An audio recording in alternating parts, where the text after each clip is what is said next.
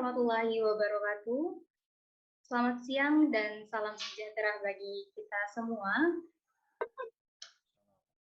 Yang kami hormati Dr. Gigi Aryas Muharram, spesialis bedah mulut konsultan selaku Kepala Departemen Bedah Mulut dan Maksilofasial dan juga anggota tim pengabdian masyarakat.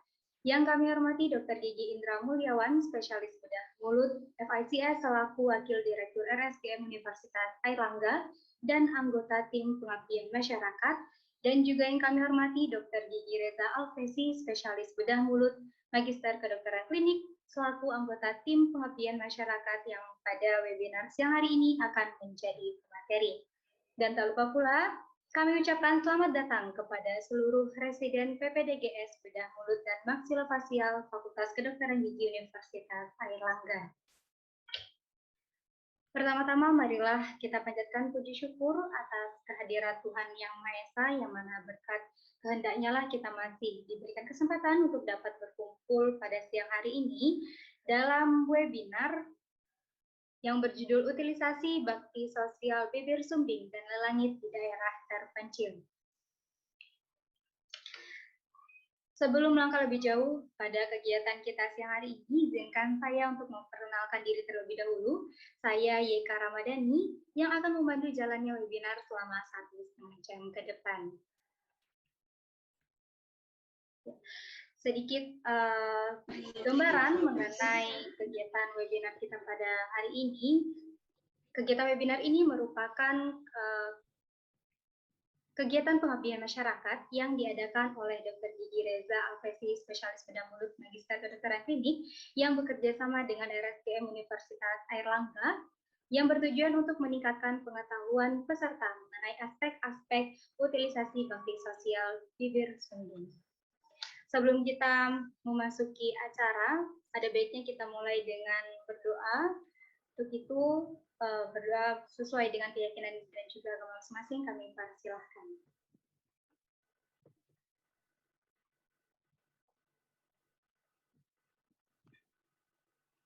Doa kita cukupkan. Langsung saja, tanpa membuang waktu lagi. Selanjutnya kita akan langsung masuk ke sesi pemaparan materi. Sebelum itu, izinkan saya untuk menyapa Dr. Reza terlebih dahulu. Selamat siang, Dokter. Selamat siang. Selamat siang semuanya. Terima kasih sudah dibantu untuk penyelenggaraan webinarnya. Terima kasih untuk peserta juga yang sudah hadir. Terima kasih untuk tim dan panitia yang sudah menyelenggarakan. Silakan. Baik, terima kasih banyak juga Dokter atas kesempatan yang begitu luar biasa ini. Sebelum kita masuki sesi pemaparan materi, izinkan saya untuk memperkenalkan secara singkat pemateri kita siang hari ini. Pemateri kita pada webinar ini, yakni Dr. Gigi Reza Alvesi, spesialis bedah mulut Magister Kedokteran Klinik, yang mana beliau telah merampungkan pendidikan dokter giginya pada tahun 2010 di FKG Universitas Airlangga dan kemudian telah menyelesaikan pendidikan spesialis bedah mulutnya pada tahun 2020 kemarin di Universitas Airlangga juga. Saat ini Dr. Gigi Reza menjabat selaku staf pengajar di Departemen Bedah Mulut dan Maksilofasial Fakultas Kedokteran Gigi Universitas Airlangga. Langsung saja tanpa menunda-nunda lagi, kita masuki sesi selanjutnya yaitu pemaparan materi. Sebelum itu kami sampaikan kepada seluruh peserta bahwasanya nanti akan ada sesi tanya jawab setelah pemaparan materinya dilakukan. Jadi mohon untuk dapat bertanya ataupun melanjutkan diskusi-diskusi jika ada hal-hal yang memang perlu diperjelas lagi dengan Dr. Reza. Silahkan Dokter. Baik, terima kasih. Selamat siang, selamat sejahtera. Saya boleh share screen ya? Iya, Dokter. Share screen, iya. Oke.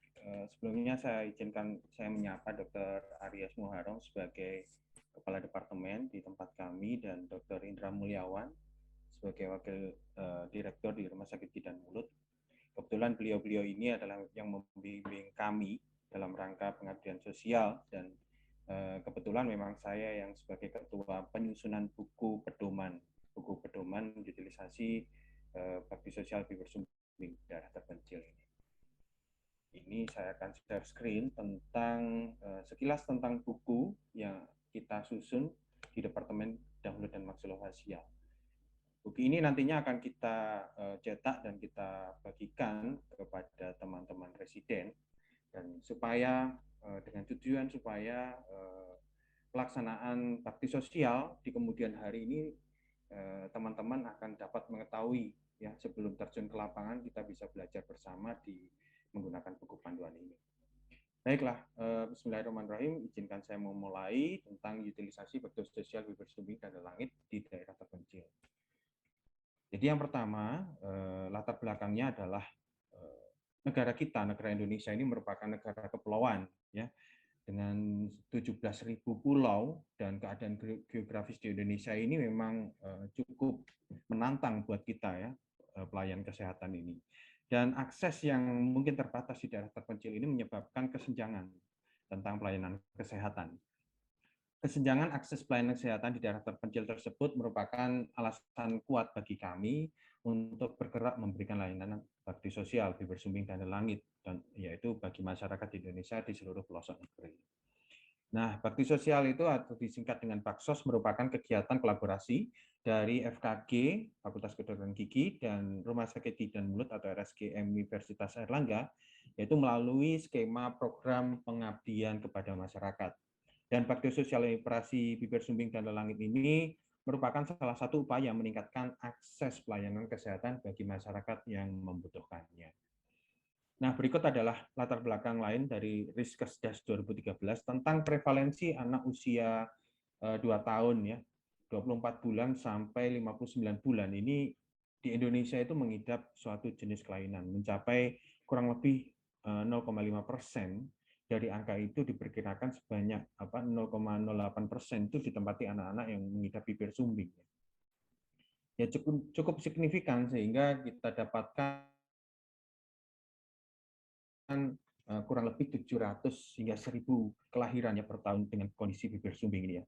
Dan Indonesia itu sendiri memiliki peringkat ke-7 di Asia Tenggara, yaitu sekitar 20,4% dari populasi seluruh dunia ya.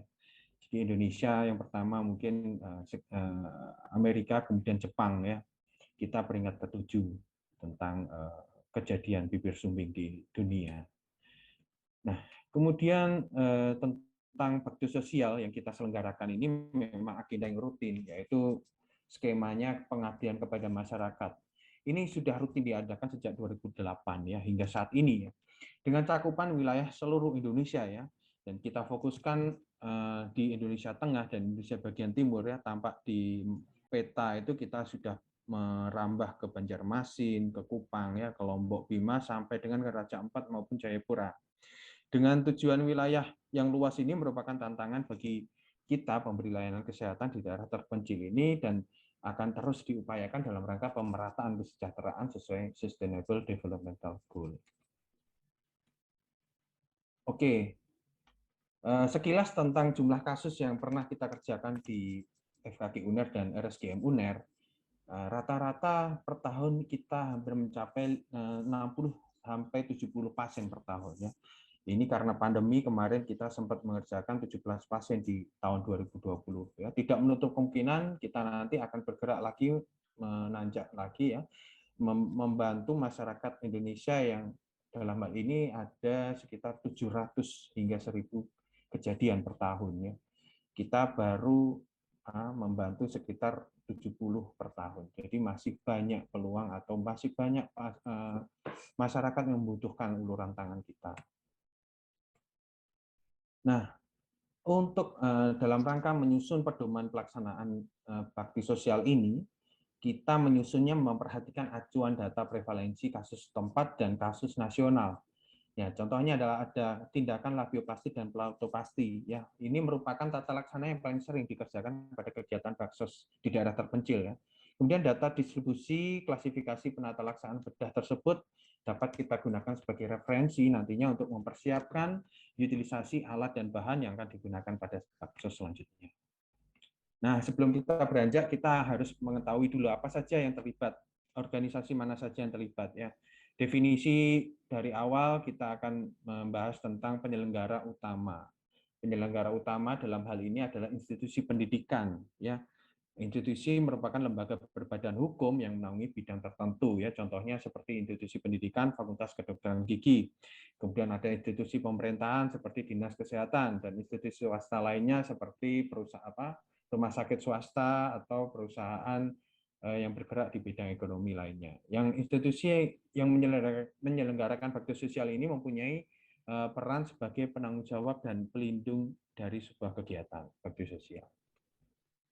Kemudian kita juga penyelenggara utama ini juga kolaborasi dengan Rumah Sakit Gigi dan Mulut ya. Rumah sakit ini memiliki wewenang dalam bidang medis sebagai wadah atau sarana pendidikan juga dan sarana pelayanan serta sarana pengabdian kepada masyarakat. Dalam skema bakti sosial ini, RSGM ini memiliki peran untuk menaungi tenaga kesehatan dan mensupport fasilitas medisnya. Jadi Rumah Sakit Gigi dan Mulut Universitas Airlangga merupakan rumah sakit yang khusus yang membantu pelayanan khususnya di bidang kedokteran gigi. Dan rumah sakit ini mendukung kegiatan pemberdayaan masyarakat untuk meningkatkan kesejahteraan masyarakat di sekitarnya. Nah, sebagai contohnya, selanjutnya ada pelaksanaan teknis. Pelaksanaan teknis adalah sarana memberikan layanan atau pengobatan atau perawatan bagi masyarakat yang berada di ruang lingkup kerja rumah sakit tersebut.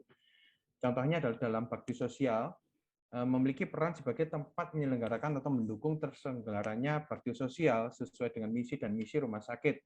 Nah, ini contohnya pada gambar sebelah kanan ini pada bulan Februari 2020 kemarin, kita telah berhasil menyelenggarakan bakti sosial di Bersumbing dan Langit bekerja sama dengan Rumah Sakit NU Tuban, ya, PDGI Wilayah Jawa Timur, serta ada yayasan yang memberikan dana untuk operasinya, ya.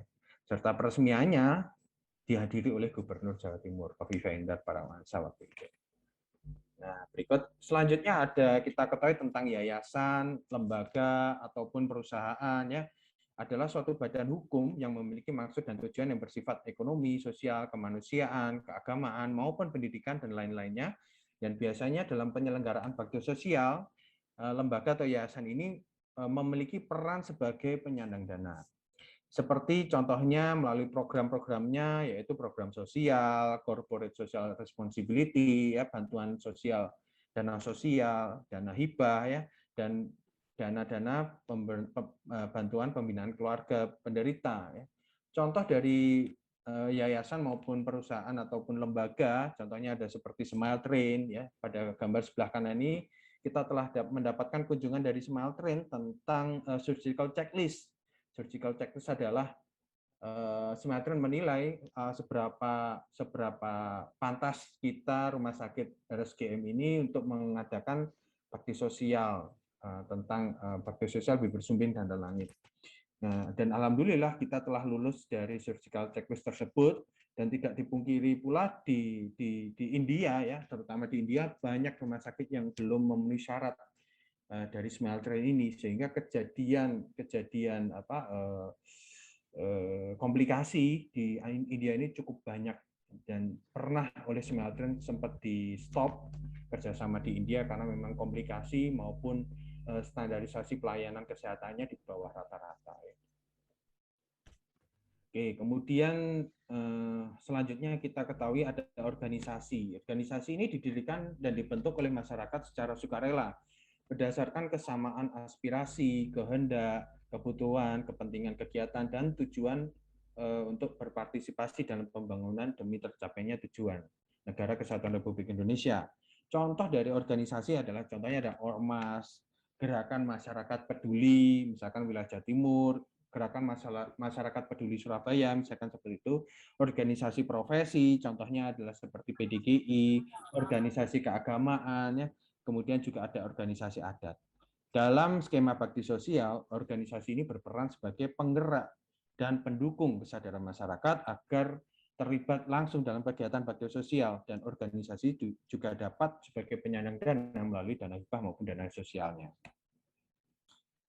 Nah, kemudian kita ketahui tentang personil bakti sosial. Apa saja personil? Ada dokter penanggung jawab ya, dokter yang bertanggung jawab terhadap pelayanan medis. Ya. Di sini harus memiliki surat SIP atau STR di rumah sakit yang diselenggarakannya Baksos. Kemudian ada dokter operator. Dokter operator ini ada dokter gigi spesialis, bedah mulut dan maksulofasial, ataupun itu dokter spesialis bedah lainnya yang memiliki SIP dan mendapatkan surat tugas dan kemudian didaftarkan ke Dinas Kesehatan untuk mengikuti kegiatan bakti sosial di rumah sakit tersebut. Kemudian ada dokter asisten operator. Kita ketahui adalah dokter asisten itu adalah dokter gigi yang mengambil program pendidikan dokter gigi spesialis bedah mulut dan maksulofasial maupun PPDS bedah yang ditunjuk ya, yang memiliki STR pendidikan, SIP pendidikan, dan mendapatkan surat tugas dari institusi pendidikannya untuk mengikuti kegiatan bakti sosial. Kemudian ada dokter anestesi. Dokter anestesi adalah dokter spesialis anestesiologi dan reanimasi yang memiliki SIP, baik yang bertugas di rumah sakit maupun yang mendapatkan surat tugas mengikuti kegiatan bakti sosial. Tenaga medis lainnya seperti perawat yang berfokus pada perawatan individu, keluarga, dan masyarakat, ini juga ikut andil dalam kegiatan bakti sosial. Perawat yang di ruangan maupun di ruang operasi ya, ini secara langsung akan terlibat di dalam kegiatan bakti sosial. Kemudian juga ada non medis atau non paramedis. Ini merupakan tenaga pendukung di rumah sakit, juga berperan dalam keberlangsungan kegiatan bakti sosial. Contohnya seperti ahli rekam medis, radiografer, analis kesehatan, teknisi alat-alat medis ya, atau yang kita ketahui ya teknisi ya, cleaning service. Ini juga semuanya mendukung kegiatan bakti sosial di sebuah rumah sakit. Nah, kita ketahui tentang relawan. Relawan adalah sumber daya manusia yang terlibat secara sukarela membantu teknis pelaksanaan kegiatan. Dan perannya ada dalam kegiatan bakti sosial ini seperti digambarkan pada gambar sebelah kanan ini. Ya, tampak staf dari Rumah Sakit Tentara Wirasakti Kupang, waktu itu Baksos di Kupang 2018, kita dibantu sepenuhnya oleh staf dari Rumah Sakit Tentara ya. Dan contoh-contoh lainnya seperti kelompok PKK ya, kemudian kader pembangunan manusia dari masyarakat desa, kemudian juga ada personel atau anggota institusi di ya, organisasi, kemudian juga ada tokoh-tokoh masyarakat, tokoh agama dan kelompok masyarakat lainnya ini juga dapat menjadi relawan di kegiatan bakti sosial. Nah, kemudian ada regulator administrasi kesehatan. Nah, ini penting. Jadi Dinas Kesehatan contohnya, Dinas Kesehatan ini merupakan salah satu regulator administrasi kesehatan yang mengatur jalannya pelaksanaan bakti sosial. Akan dikeluarkan perizinan ya. Perizinan kegiatan bakti sosial ini merupakan syarat wajib administrasi yang harus dipenuhi sebelum pelaksanaan bakti sosial, dan ada pun aturan tambahan lain seperti IPTEK ya, dikeluarkan ya KKI ya, dalam rangka keterlibatan tenaga profesional dari luar negeri. Kayaknya nanti kita akan bahas lebih lanjut. Nah, berikut kita sekilas tentang kelengkapan perizinan ya. Yang pertama, kita perlu proposal kegiatan yang sudah ditandatangani oleh pimpinan. Yang kedua, kita perlu surat pengantar ya dari institusi pendidikan yang ditujukan kepada Dinkes serta instansi lain yang dituju, misalkan ke organisasi profesi seperti PDGI, kita perlu surat pengantar dengan lampiran proposal itu tadi. Yang ketiga, kita perlu surat pengantar dari rumah sakit setempat, di mana rumah sakit tersebut akan menyelenggarakan baksos ya, akan dikirim ke Dinkes. Nah, kemudian juga kita perlu surat rekomendasi dari PDGI, itu merupakan syarat dari Dinkes ya, di mana semua syarat-syarat tersebut atau berkas-berkas tersebut akan dikirim ke Dinas Kesehatan untuk mendapatkan izin kegiatan bakti sosial ya, perlu diingat-ingat ya. Nah, ini adalah contoh skema bakti sosial ya. Satu, bakti sosial ini bisa digunakan skema dari institusi pendidikan, yaitu pengabdian masyarakat. Ya. Ini merupakan salah satu bagian dari Tridharma Perguruan Tinggi untuk menyelenggarakan bakti sosial. Kemudian skema yang lain contohnya adalah CSR atau Corporate Social Responsibility. ini adalah contoh kegiatan yang dilakukan oleh perusahaan. Perusahaan ini bisa kita sebut sebagai Pelindo, perusahaan-perusahaan besar lainnya ini mempunyai dana CSR, di mana dana tersebut setiap tahunnya akan harus dialokasikan untuk mendukung kesejahteraan sosial. Kemudian skema lain seperti kegiatan sosial atau bakti sosial ini juga merupakan program dari organisasi profesi, contohnya PDGI. PDGI ini juga mempunyai program sosial, ya. Punya bakti sosial biasanya yang diselenggarakan oleh PDGI, murni oleh PDGI. Dananya dari mana? Dananya biasanya dari kas dari PDGI maupun dari sumbangan dari anggota-anggota PDGI. Ini contoh-contoh skema dana untuk pendanaan bakti sosial. Dan Pengmas atau Baksos ini memang salah satu syarat, ya, dalam rangka dokter gigi itu mengurus sertifikat kompetensi, sehingga biasanya dalam 5 tahun itu kita mengurus sertifikat kompetensi akan ditanyakan pernah mengikuti Pengmas atau Baksos yang diadakan PDGI atau tidak. Nah, ini adalah hubungan koordinasi antar beberapa institusi maupun organisasi, ya. Yang kita lihat pertama adalah penyelenggara utama, ya. Dalam hal ini penyelenggara utama itu kita sebut institusi pendidikan atau FKG UNER dan LSG UNER misalkan. Ini perlu koordinasi atau mengirim informasi ke lembaga sosial ataupun donatur dalam rangka memohon perbantuan dana misalkan. Kita mengirim informasi berupa proposal, ya, ke lembaga sosial tersebut, donatur, nantinya akan imbal baliknya berupa bantuan dana. Kemudian penyelenggara utama juga mengirimkan informasi ke regulator administrasi kesehatan, dalam ini adalah KKI. Jika penyelenggara utama ini kedatangan visiting professor atau tamu atau dokter dari luar, ya, dari luar negeri, dalam hal ini akan mengurus iptek, ahli iptek, ya. Maka yang mengurus adalah penyelenggara utama. Dan untuk pelaksana teknis, penyelenggara utama ini juga perlu koordinasi, ya, dalam hal pelaksanaan teknis. Nantinya pelaksana teknis ini secara mandiri akan mengurus perizinan untuk baksosnya kepada Dinkes, dalam hal ini regulator administrasi kesehatan, ya. Jadi pelaksana teknis mengurus izin ke Dinkes, kemudian akan Dinkes mengeluarkan izinnya kepada rumah sakit yang ditempati tersebut, dan pelaksana teknis ini akan membawahi atau berkoordinasi juga dengan para personil yang terlibat dan relawan di baksos tersebut. Oke. Ya, mungkin sampai dengan definisi-definisi ini mungkin ada yang masih bingung atau mungkin akan ditanyakan, ya. Nanti kita akan ada sesi tanya jawab, silahkan ditulis dulu pertanyaannya sambil saya lanjutkan tentang tata tertib administratif, ya. Nah, rencana kegiatan baksos ini dapat diusulkan atau diselenggarakan oleh sebuah rumah sakit atau sebuah yayasan atau sebuah institusi pendidikan maupun organisasi kemasyarakatan lainnya. Dan konsep dari acara bakti sosial ini diselenggarakan bertepatan mungkin bisa di hari kemerdekaan, di hari peringatan, ya, di kegiatan sosial kemasyarakatan maupun agenda rutin tahunan seperti Pengmas atau pengabdian masyarakat di sebuah institusi pendidikan, di FKG UNER contohnya. Dan kegiatan sosial lainnya yang bisa menjadikan momen-momen penting untuk dilakukan bakti sosial. Kemudian kita ketahui sebelum menjalankan bakti sosial kita perlu menyelenggarakan perjanjian kerjasama antar institusi atau antar pihak, ya.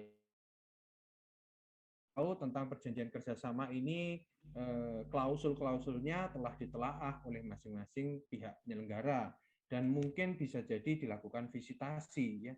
Contohnya seperti dari FKG UNER melakukan visitasi ke rumah sakit misalkan di Kediri gitu, ya, atau rumah sakit di Kupang gitu. Kita melakukan visitasi bisa dalam rangka perjanjian kerjasama, kemudian kita juga melakukan screening awal pasien sambil kita melakukan survei lokasi, ya. Dalam ini kita perlu kunjungan visitasi tersebut. Kemudian juga ada pihak-pihak lain yang mendukung penyelenggaraan baksos ini perlu dimuat klausulnya di dalam perjanjian kerjasama. Contohnya seperti apa? Seperti misalkan ada perusahaan PT Pelindo contohnya masuk ke dalam sebuah skema kerjasama tripartite atau four partite itu, kita perlu masukkan klausulnya bersama-sama ya. Kemudian ada perjanjian kerjasama yang sah ini tentunya telah ditandatangani oleh seluruh pihak di atas materai.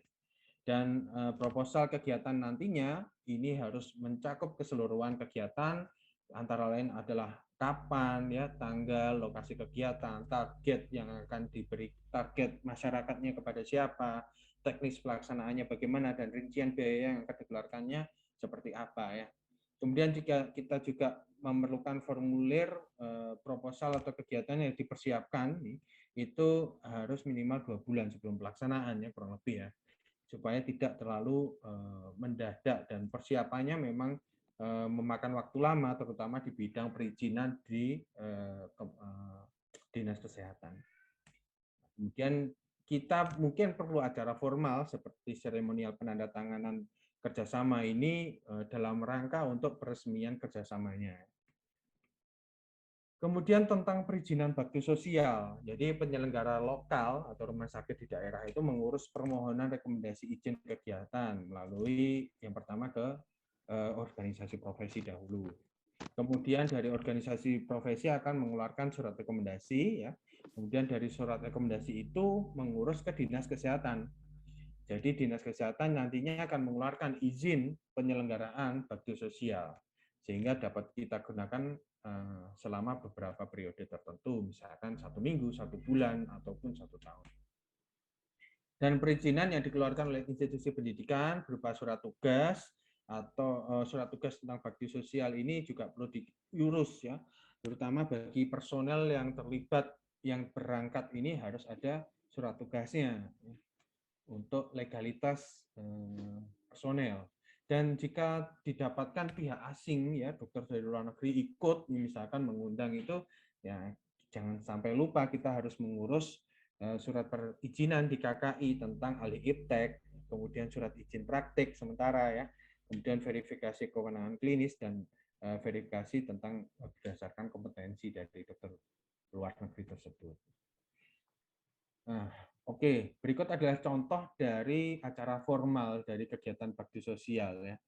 Acara formal dibukanya sebuah kegiatan bakti sosial itu dapat berupa sambutan-sambutan, kemudian acara resmi yang dihadiri, ya, tentunya dihadiri oleh perwakilan dari masing-masing pihak yang menjadi rekanan dari kegiatan baksos. Di foto yang di bawah ini kita bisa melihat bahwa di sebelah paling kiri itu ada dari institusi pendidikan, dalam hal ini diwakili oleh Kepala Departemen waktu itu Dr. Haryadi ya, Departemen Bedah Mulut. Kemudian yang kedua ini adalah beliau dari Pelindo. Jadi Pelindo sebagai perusahaan yang perusahaan dan rumah sakit yang memberikan bantuan ya, dalam hal ini yang bekerja sama secara langsung dengan waktu itu dengan Smeltrain ya. Kemudian yang ketiga beliau adalah dari Karumkit dari Rumah Sakit Murasakti ya. Kemudian yang paling terakhir beliau ini adalah ketua PDGI wilayah Kupang pada saat itu ya. Sehingga keseluruhan perwakilan dari bagian itu terlibat atau memberikan sambutan. Oke, tentang publikasi. Publikasi ini memang dapat kita lakukan melalui media cetak, media elektronik, kemudian media massa maupun media sosial ya. Dan publikasi tentang bakti sosial ini dapat kita lakukan sebelum atau setelah pelaksanaan kegiatan bakti sosial. Kenapa? Kita bisa melakukan publikasi sebelum bakti sosial dalam rangka untuk menarik minat masyarakat mengikuti bakti sosial tersebut. Pada contohnya di gambar yang bawah ini kita mengadakan dialog interaktif di sebuah stasiun televisi, menyebutkan bahwa, mempublikasikan bahwa kita akan mengadakan kegiatan bakti sosial ya, waktu itu ini bulan Januari, bakti sosialnya di bulan Februari, yaitu di Rumah Sakit NU Tuban pada saat itu. Oke, kemudian ini adalah ringkasan tahapan penyelenggaraan. Yang pertama tentang perencanaan ya. Kemudian setelah merencanakan dari usulan-usulan dari sebuah instansi ataupun dari lembaga, usulan-usulan tersebut dirumuskan dalam sebuah proposal. Dan kemudian dari proposal tersebut kita mengarah ke perjanjian kerjasama. Perjanjian kerjasama yang mengikat antar beberapa pihak yang terlibat. Kemudian setelah ada perjanjian kerjasama, kita baru mengurus perizinan. Tentunya kita memerlukan proposal dan surat pengantar untuk mengurus perizinan tersebut.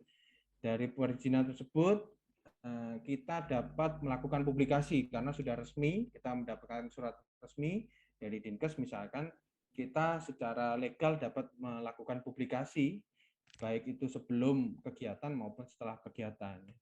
Setelah dilakukan publikasi, sebelum kegiatan kita hari hanya melakukan penyelenggaraan kegiatan baksos, ya. Bisa diawali dengan seremonial, kemudian biasanya dilakukan screening ya sebelum operasi dan sampai dengan tahapan kontrol maupun tahapan laporan pertanggungjawaban. Oke, kita beranjak di tentang pelaksanaan intinya ya, pelaksanaan pada saat hari H ya. Jadi tentang anggota tim operasi ini jika di daerah atau di rumah sakit daerah itu belum pernah sama sekali menyelenggarakan baksos, maka tim dari institusi pendidikan atau tim dari pusat ini memberikan dampingan teknis. Ya, fungsinya untuk transfer of knowledge. Apa saja yang dibutuhkan untuk kegiatan baksos. Jika tim penyelenggara lokal ini mengusulkan operator tambahan, misalkan, maka operator tambahan tersebut perlu diinformasikan dan perlu didaftarkan juga ke dinas-dinas terkait tentang izinnya. Semua dokter yang tergabung dalam tim operasi ini semuanya harus berizin ya, secara legal mendapatkan surat tugas maupun mendapatkan surat keterangan ya dari Dinas Kesehatan setempat.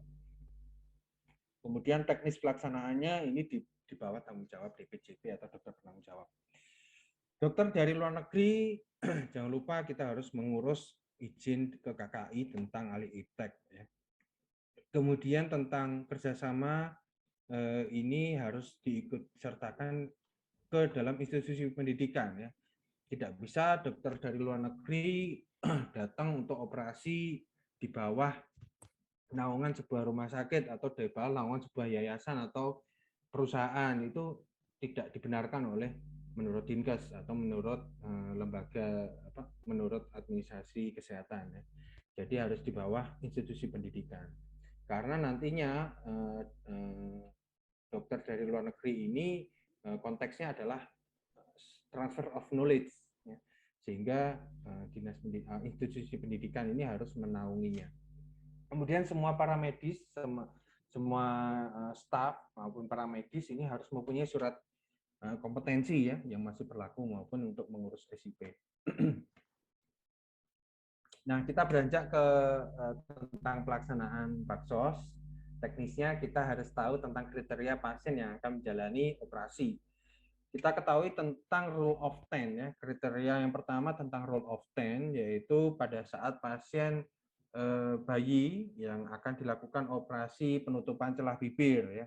Idealnya memang usia minimal 10 minggu, 10 weeks ya. Kemudian berat badannya 10 pounds atau setara dengan 4, sekian atau setara dengan 5 kilo ya. Kemudian juga hemoglobinnya minimal 10 gram per desiliter. Dan kriteria lain seperti pemeriksaan penunjang ini juga dibutuhkan untuk mendukung sebuah diagnosa ya. Jangan sampai pasien mengalami pneumonia tetap dilakukan operasi ya. Kita ketahui dari foto ronsen torak yang ada di samping kiri ini dari proyeksinya didapatkan beberapa gambaran normal. Contohnya seperti sinus phrenikus costalis, kemudian tampak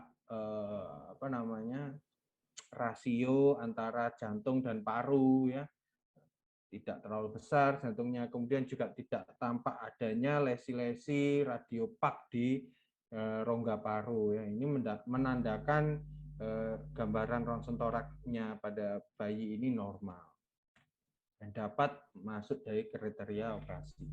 Kemudian kita membahas tentang screening ya. Screening ini perlu dilakukan karena melihat kesehatan optimal, screening melalui darah, screening melalui screening kesehatan lainnya ya. Dan pasien-pasien baksos biasanya adalah pasien tidak mampu atau tidak memiliki jaminan kesehatan. Ya. Tidak dibenarkan jika pasien baksos ini juga diklaimkan ke sebuah jaminan kesehatan. Dan ini akan dideteksi sebagai double funding nantinya dan tidak di ACC biasanya dari salah satu pihak. Dan pasien yang harus mengikuti baksos jika memang tidak mampu itu memiliki surat keterangan dari RT/RW setempat. Serta ada kasus-kasus yang kompleks lainnya seperti sindrom-sindrom, ya ini memerlukan kasus rujukan, tidak memungkinkan dilakukan di skema bakti sosial, ya sehingga kita bisa merujuk pasien tersebut ke fasilitas kesehatan yang lebih lengkap. Kemudian kita ketahui jika ada pasien-pasien yang berisiko, ya seperti yang disebutkan di bawah ini, ada tanda-tanda malnutrisi, kepalanya kurus, ya lingkar kepalanya di bawah normal. Kemudian kita juga membuka buku kartu menuju sehat, ya itu ada kurva pertumbuhan yang ditetapkan oleh WHO. Jika dia berada di bawah garis merah, di luar garis hijau, contohnya di garis merah di bawah itu, dia tidak pasien tersebut tidak optimal, ya kondisi kesehatannya. Seperti kondisi kesehatan ada batuk, sulit bernafas, sesak, ini tidak dapat dilakukan operasi juga. Dan kelainan-kelainan lain seperti terjadi tuberkulosis maupun ada kelainan jantung, ya ini tidak kita lakukan di skema bakti sosial. Nah, ini adalah beberapa pertimbangan tentang anak-anak yang menderita pernafasan akut. Ya. Kita tidak bisa memaksakan kondisi-kondisi tersebut karena memang menyangkut keselamatan nyawa dari seorang pasien. Ya. Kemudian beberapa kondisi medis, ya yang tidak dapat dilakukan operasi, contohnya seperti hipoksia, ya dengan kondisi infeksi tersebut menyebabkan hipoksia, ya pada saat durante operasi sehingga berbahaya pada skema bakti sosial. Kemudian juga berisiko timbulnya bronkospasme, kemudian juga dengan adanya infeksi saluran nafas ini meningkatkan risiko pembedahan nantinya. Nah, kita beranjak sebelum melakukan baksos kita perlu survei lokasi. Tujuannya adalah untuk mengkoordinasikan, untuk mengidentifikasikan personil apa saja yang terlibat.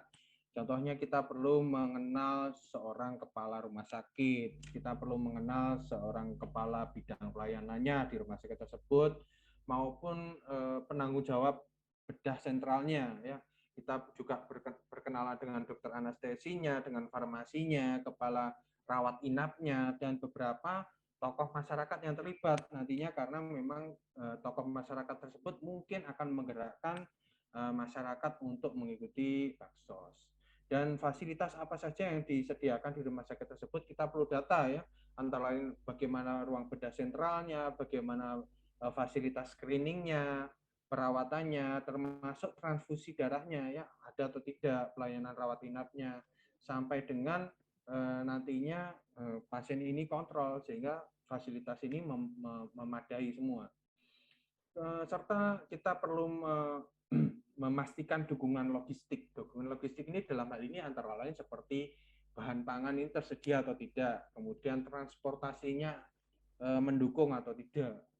Kemudian juga ada akomodasi dan transportasi baik bagi pasien maupun bagi tim baksosnya. Ya, logistik di sini cukup penting, harus disurvei. Dan dukungan tenaga profesional lainnya, misalkan kita memerlukan dukungan tenaga dokter anak misalkan, atau dokter spesial anestesi, ya, atau dokter bedah umum yang berada di rumah sakit tersebut, kita perlu kerjasama juga, misalkan seperti itu.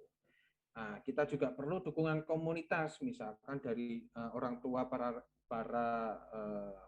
orang tua pasien, ya terdapat komunitas bibir sumbing misalkan, atau dari komunitas relawan, ya dari organisasi profesi yang ikut serta biasanya ikut serta melaksanakan atau menyelenggarakan kegiatan baksos tersebut. Ya. Kita perlu koordinasi dengan beberapa tim, ya. keselamatan tim ini juga perlu disurvei ya, terkait dengan misalkan di Papua terjadi kerusuhan ya, kita perlu antisipasi kegiatan bahaya-bahaya seperti keselamatan tim tersebut. Nah, ini contohnya pada saat kita mensurvei, kita melakukan foto, kemudian kita identifikasi di mana pintu masuk rumah sakitnya, bagaimana lokasi. Ini contoh dari rumah sakit Bima pada saat itu sedang renovasi ya. Sehingga kalau kita ada beberapa tim yang berangkat, tim pertama dan tim kedua ini berbeda waktu, biasanya tim kedua itu akan kebingungan masuknya lewat mana. Kita dokumentasikan dengan baik dan kita laporkan tentang surveinya dengan baik. Bagaimana di dalam ruang operasinya, tentang ruang gantinya, ruang perawatannya ya, kemudian peralatan fasilitas penunjangnya seperti sterilisator, kemudian ada ruang operasinya, lampu, kemudian ada counter ya, bagi ruang OK yang digunakan sebelah mana, kita semua dokumentasikan dengan baik dan kita laporkan di survei. Nah, beranjak kemudian kita juga mempersiapkan informed consent. Informed consent ini adalah kita jelaskan dengan bahasa awam sesuai apa yang diketahui oleh pasien ya. Tidak menutup kemungkinan kita perlu translator. Biasanya di daerah terpencil ini beberapa pasien ini tidak mengerti bahasa Indonesia, sehingga ya tidak menutup kemungkinan kita juga pada saat menjelaskan informed consent kita perlu translator atau penerjemah lokal di daerah tersebut ya. Apa saja yang dijelaskan tentang risiko-risiko operasi, penyulit-penyulit operasi, kemudian serta penanganannya apa saja yang jika terjadi komplikasi tersebut, kita jelaskan secara detail ya. Ini informed consent ini sudah resmikan ya berdasarkan pedoman nasional etik ya. Dan informed consent ini juga bisa menyangkut tentang penelitian sehingga pasien dapat menolak maupun tidak ya. Jadi ada beberapa informed consent tentang informed consent tindakan atau operasi, ada informed consent biasanya ada general consent ya. Itu rumah sakit yang memiliki general consent itu di mana pasien akan dilakukan administrasi, dirawat ya. Kemudian ada informed consent tentang penelitian di mana biasanya institusi pendidikan itu memiliki program dan perguruan tinggi, di mana salah satunya penelitian. Ini pasien dapat dijelaskan tentang bagaimana prosedur penelitian yang akan dilakukan ke pasien. Misalkan diambil darahnya, diambil sampel, atau diambil datanya, itu perlu persetujuannya. Jadi harus diingat. Nah, jadwal kita harus atur ya. Misalkan kita akan melakukan sebuah baksos ini, dari pasien yang lokasinya berjauhan ini kita perlu alokasikan beberapa hari di mana pasien itu harus datang di lokasi. Misalkan pasien ini menempuh perjalanan yang jauh hingga lebih dari 12 jam, maka pasien itu harus istirahat dulu paling tidak satu kali 24 jam untuk memulihkan kondisi umumnya. Sehingga pasien yang masuk rawat inap H-1 itu kondisinya sudah optimal untuk menjalani prosedur screening maupun prosedur pembedahan selanjutnya. Kemudian kita lakukan screening. Screening ini antara lain mencakup pemeriksaan radiologi, ya, pemeriksaan laboratorium darah, kemudian pemeriksaan fisik untuk berat badan, kemudian body mass, kemudian keadaan umum klinis, kemudian pemeriksaan anamnesa dan segala sesuatunya yang akan dibutuhkan oleh dokter anestesi. Dari seorang dokter bedah mulut juga memikirkan kelainan-kelainan yang lain mungkin muncul yang mungkin belum sempat diperiksa oleh seorang dokter anestesi, misalkan ada kongenital di jari, misalkan terjadi polidaktil, atau kondisi klinis lainnya seperti terjadi murmur, seperti terjadi kelainan cuping telinga, ya itu merupakan sebuah sindrom dari sebuah kelainan bibir sumbing dan lelangit ya. Kita perlu waspadai kelainan-kelainan yang lain karena bibir sumbing ini biasanya tidak berdiri sendiri, ada kelainan yang lainnya. Kemudian kita menyusun jadwal operasi atau ronde operasinya ini itu kita harus mempertimbangkan kondisi fisik pasien. Pasien ini adalah anak-anak sehingga dia harus berpuasa sekian jam ya, 8 jam, di mana kondisi anak-anak ini sangat tidak ideal untuk berpuasa terlalu lama ya, karena 80% tubuh anak itu terdiri dari cairan ya, sehingga pasien bayi idealnya adalah akan diatur oleh dokter anestesi kapan akan berpuasa, dan jadwal operasi ini juga disesuaikan ya, tidak terlalu malam ya, tidak terlalu malam sehingga pasien yang biasanya bayi yang sudah terlalu malam itu terlalu lama berpuasanya juga akan berpengaruh terhadap kondisi keadaan kesehatannya. Ya, sehingga idealnya biasanya kita lakukan di bawah jam 2 siang untuk kondisi pasien bayi, atau intubasi setelah jam 2 siang itu bisa dilakukan untuk kondisi pasien dewasa. Dan estimasi operasi kurang lebih untuk labioplasti antara 2-3 jam, dan palatoplasti lebih lama sedikit antara 3-4 jam.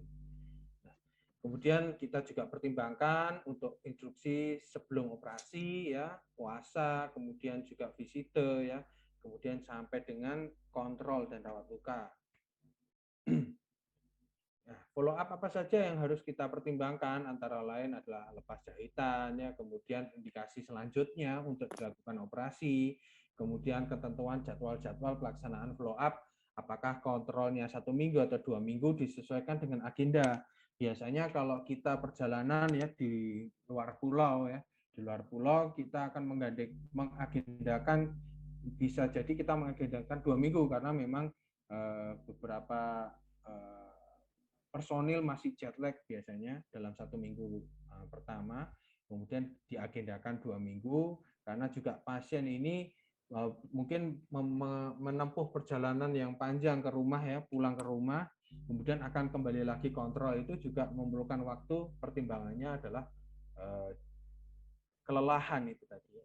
Sehingga biasanya di luar pulau kita menjadwalkan kontrol 2 minggu, tetapi kalau di dekat-dekat atau di dalam kota, dalam pulau, di sekitar wilayah itu kita menjadwalkannya antara lain 1 minggu. Nah, ya kita beranjak ke tentang laporan kegiatan. Penyelenggara teknis ini akan melaporkan keseluruhan kegiatan ini kepada penyelenggara pusat atau institusi pendidikan, sehingga penyelenggara teknis yang bertepatan tempatnya ini akan melaporkan hasil-hasilnya, foto operasinya, kemudian tentang pencapaian pasiennya ya, ini dilaporkan ke institusi pendidikan ya. Kemudian bagaimana jika ada kasus seperti ini ya, kita memerlukan rujukan. Dalam hal ini kasus facial cleft ya, ini tidak dapat dilakukan baksos di skema baksos karena memang kasusnya lebih kompleks dan mungkin operasinya akan memakan waktu yang lebih lama, sehingga kita tidak bisa melaksanakan di skema baksos.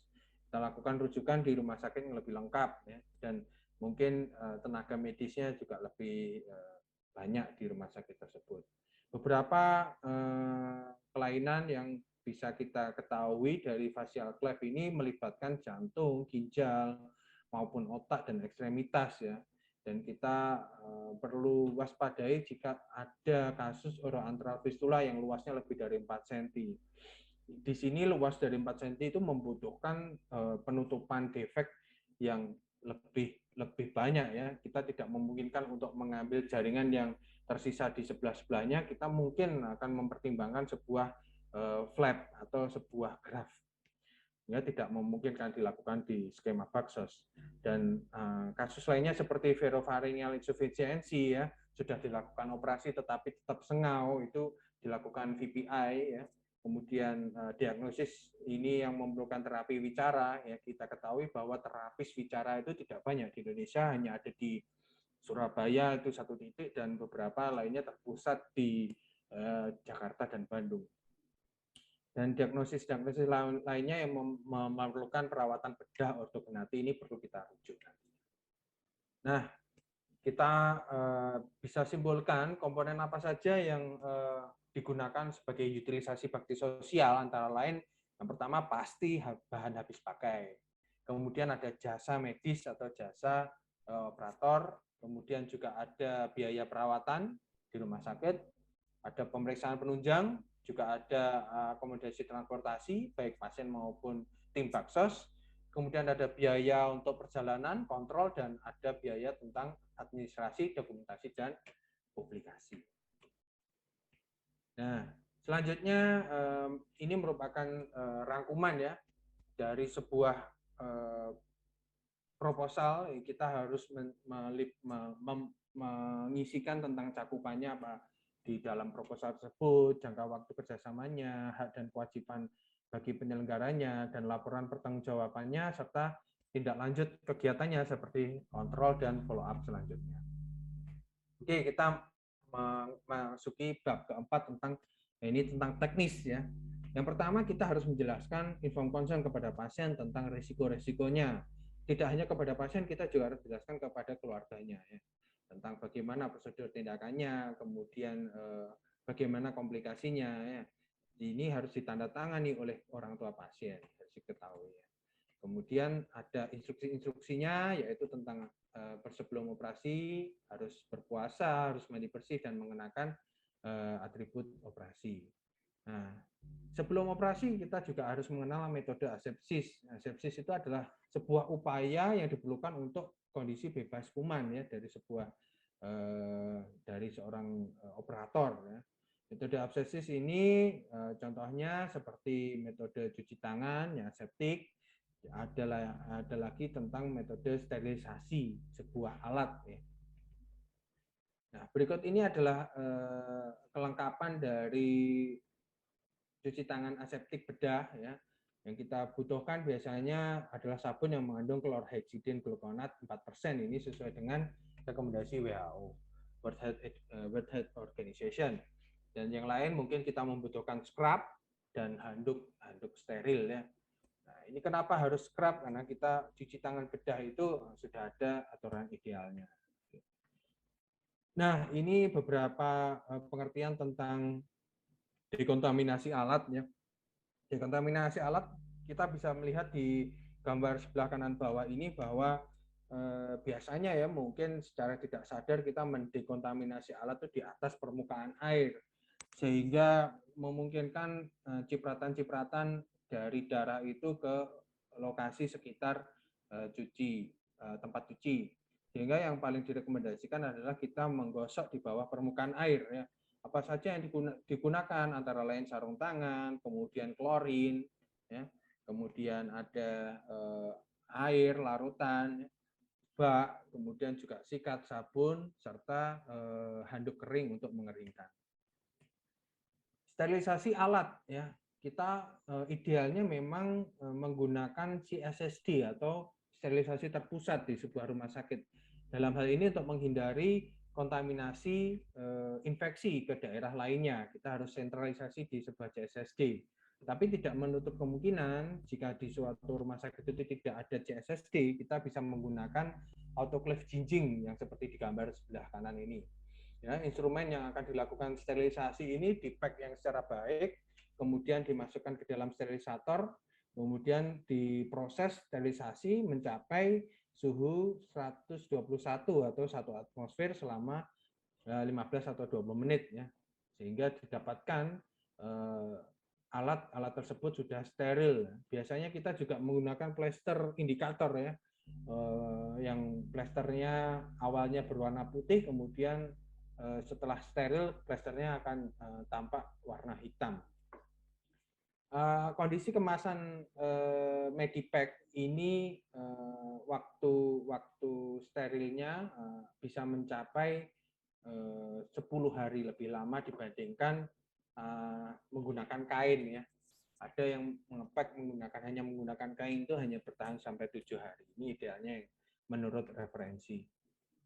Kemudian apa saja yang sebelum masuk kamar bedah ya, kita harus melakukan cuci tangan bedah, kita harus melakukan menata area steril ya menggunakan APD, kemudian ada beberapa dokter bedah, instrumen ya, perawat sirkulatornya diwajibkan untuk menggunakan baju khusus ya, dokter ahli bedah merawat pasien harus memakai jas steril ya.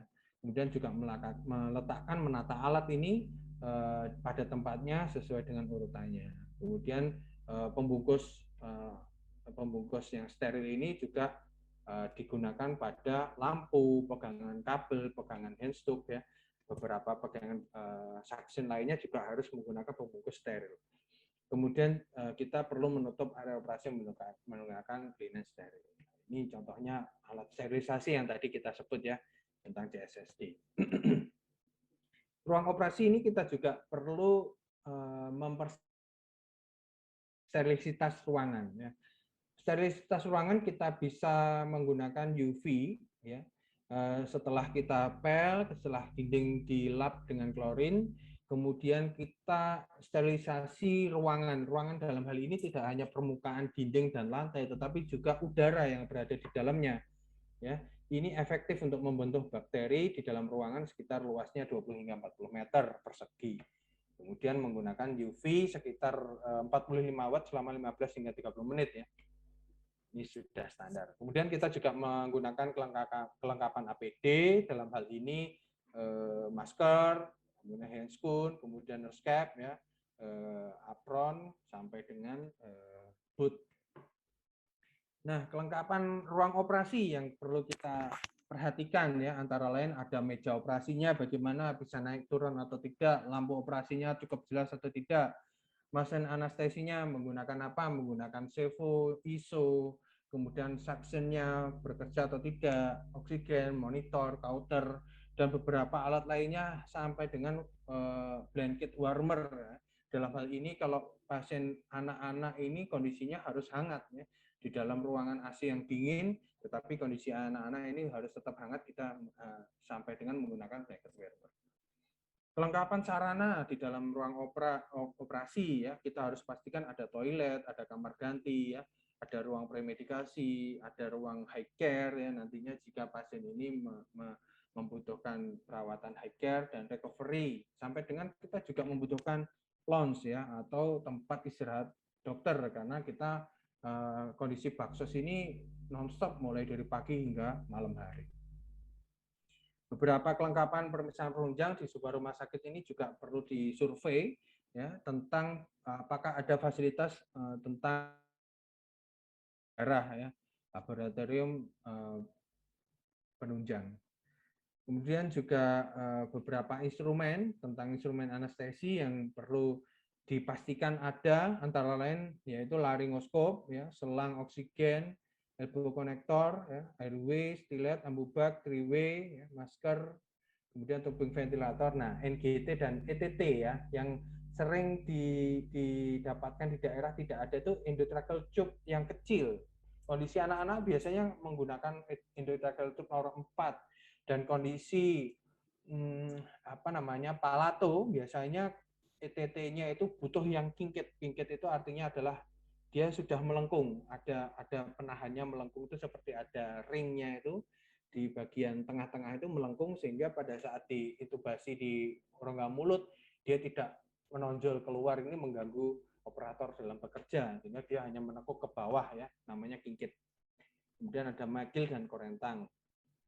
Peralatan pendukung lain, bahan-bahan lain yang diperlukan anestesi ya, seperti di gambar ini kita lihat squid, silokain, needle, aqua jelly, sampai dengan silokain spray ya. Ini untuk kelengkapan untuk sebelum premedikasi ya.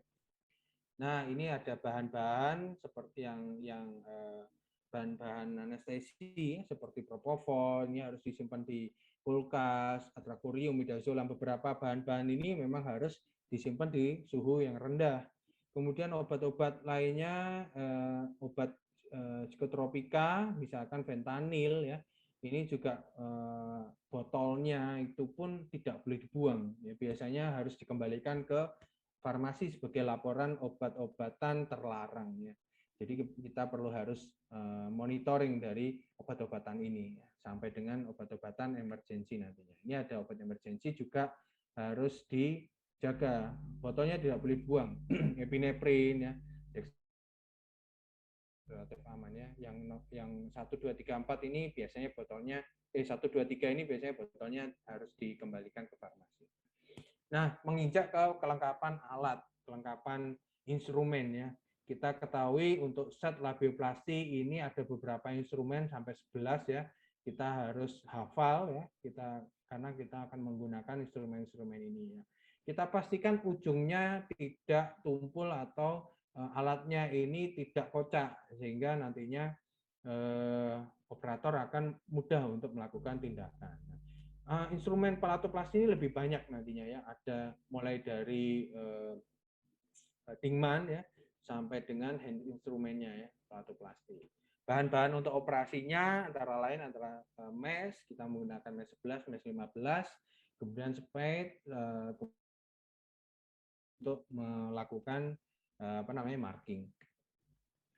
Nah, antibiotik ini juga kita perlu siapkan. Apa yang digunakan di sebuah rumah sakit biasanya antibiotiknya sudah ada ya, peta-kumannya sudah ada. Biasanya menggunakan ceftriaxone atau cefazolin itu sesuai dengan peta-kuman di sebuah rumah sakit. Jadi kita bisa berkoordinasi dengan rumah sakit tentang penggunaan antibiotik profilaksis.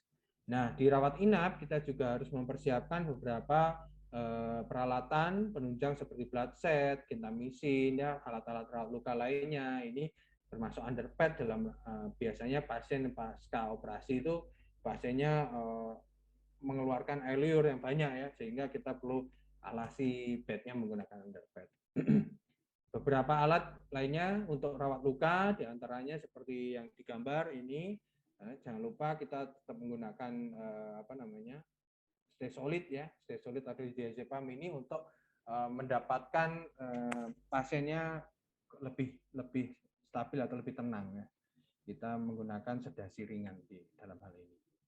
Kelengkapan ruangan rawat inap kita juga harus memastikan bahwa bayi ini mendapatkan bed khusus ya, karena bayi gerakannya terlalu lincah, over ya, sehingga harus ada pagarnya ya. Ruangan rawat inap bayi itu antara lain seperti ini, ada timbangan, stetoskop bayi, khusus bayi ya, oximeter juga ada yang khusus bayi. Nah, dari kegiatan bakti sosial ini kita juga dilakukan dokumentasi ya, semua peralatan sudah siap sehingga mendukung kegiatan bakti sosial nantinya. Dan tidak lupa pula kita memerlukan sebuah dokumentasi foto ya, selama proses kegiatan ini perlu adanya foto yang high definition ya, kamera yang kamera bukan kamera HP, sehingga laporan operasi nantinya kita bisa tunjukkan secara detail untuk kondisi sebelum dan setelah operasi. Nah, tahapan-tahapan perawatan bagaimana? Maka kita harus mengetahui tahapan perawatan pendahuluan antara lain seperti penggunaan bottle feeding, ya, bottle feeding, obturator, nampat, dan lip tapping. Ini merupakan perawatan pendahuluan pada kondisi pasien yang mengalami bibir sumbing sekaligus selelangit, di mana biasanya obturator, khususnya NAM, itu digunakan, diaplikasikan pada kondisi bayi baru lahir. Biasanya jarak kelahiran kurang dari 1 minggu. Kenapa? Karena lebih dari itu biasanya kondisi bayi ini akan reject. NAM itu adalah piranti yang melekat di langit-langit dan digunakan selama kurang lebih 3 bulan menunggu labioplasti atau operasi bibirnya. Sehingga NAM ini akan, jika sudah 1 minggu bayi ini lahir tidak dipasang NAM, biasanya begitu dipasang NAM di minggu hari-hari kemudian akan mengalami reject atau ada bayinya tidak kooperatif. Bottle feeding juga demikian, kita biasanya bayi yang menggunakan botol ya, botolnya yang beli di pasaran itu biasanya bentuknya bentuk botol biasa, sehingga perlu ditambahkan piranti khusus di sekitar puting botolnya itu yang dapat menutup celah di langit-langitnya sehingga tidak menyebabkan pasien itu tersedak. Hal ini juga demikian perawatan pendahuluan di kondisi lip tapping ya, perlu kita ketahui bahwasanya lip tapping ini melibatkan yang harus diplaster adalah beberapa segmen. Ini harus diikut sertakan ya, segmen lateral dan segmen sentral ini diikut sertakan. Tujuannya adalah mendorong masuk segmen premaksila ini supaya terdorong masuk ya, sehingga didapatkan nantinya defek yang akan dilakukan operasi ini lebih menyempit. dan lebih memudahkan untuk dilakukan operasi. Serta perlu dilakukan edukasi ke keluarga atau orang tua pasien tentang menjaga nutrisi supaya bayinya tetap cukup nutrisinya. Nah, ini tahapan-tahapan operasi yang mungkin rekan-rekan residen sekalian sudah mengetahui ya, bahwasanya 3 bulan menjalani operasi celah bibir, kemudian 1,5 tahun ini penutupan celah langit-langit, kemudian 1 bulan setelahnya diikuti terapi wicara, kemudian 4 tahun setelah gigi geligi muncul ya, M1 muncul, dilakukan perawatan ortodonsia, kemudian juga diberikan graft pada usia 8-11 tahun hingga sampai usia dewasa dilakukan revisi bedah ortognatik. Nah, ini contoh-contohnya pasien yang sudah dilakukan bedah penutupan celah bibir ya, sebelum dan sesudah, dan ini contohnya pada pasien penutupan celah langit sebelum dan sesudah.